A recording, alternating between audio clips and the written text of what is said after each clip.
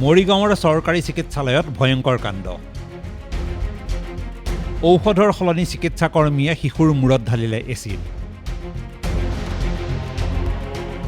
নগাঁও জাজৰিৰ এটি শিশুৱে মূৰত গুৰুতৰভাৱে আঘাত পোৱাত লৈ যোৱা হৈছিল ওচৰৰ মহাত্মা গান্ধী আদৰ্শ চিকিৎসালয়লৈ।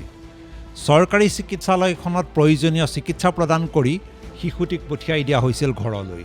পিছদিনা ড্ৰেছিঙৰ বাবে শিশুটিক পুনৰ লৈ যোৱা হৈছিল চৰকাৰী চিকিৎসালয়খনলৈ। কিন্তু আশ্চৰ্যকৰ ঘটনা যে ড্ৰেছিঙৰ সময়ত নাৰ্ছে ঔষধৰ সলনি শিশুটিৰ মূৰত আঘাতৰ স্থানত ঢালি দিয়ে এচিড জাতীয় পদাৰ্থ। লগে লগে চিৎকাৰ কৰি উঠে শিশুটিয়ে। ঘটনাক কেন্দ্ৰ কৰি চিকিৎসালয়খনত সৃষ্টি হয় উত্তপ্ত পৰিস্থিতিৰ।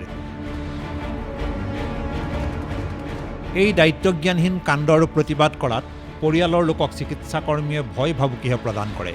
আনকি পৰিয়ালটোক চিকিৎসক স্বাস্থ্যকৰ্মীয়ে খেদি পঠিওৱাৰো অভিযোগ উঠিছে। এই ঘটনাক কেন্দ্ৰ কৰি অঞ্চলজুৰি সৃষ্টি হৈছে তীব্ৰ প্ৰতিক্ৰিয়াৰ। সকলোৱে চিকিৎসক চিকিৎসাকৰ্মীৰ এই কাণ্ডক একেমুখে গৰিহণা দিছে।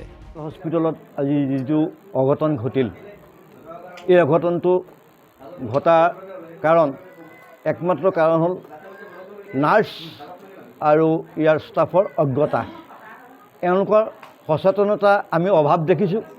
গতিকে আমি চৰকাৰক আহ্বান জনাম, আমি অসমৰ স্বাস্থ্যমন্ত্ৰীক আমি অৱগত কৰিছোঁ যাতে এনেধৰণৰ অনভিজ্ঞ ষ্টাফ যাতে কোনো হস্পিটেলত যদি আছে তেতিয়াহ'লে এওঁলোকক অতি শীঘ্ৰেই এওঁলোকক ইয়াৰ পৰা অব্যাহতি দিব লাগে। ভুক্তভোগী পৰিয়ালটোৱে ঘটনা সন্দৰ্ভত চিকিৎসক স্বাস্থ্যকৰ্মীৰ বিৰুদ্ধে বৰিবজাৰ আৰক্ষী থানাত এজাহাৰ দাখিল কৰিছে। ব্যুৰ' ৰিপৰ্ট, দেশ টুডে।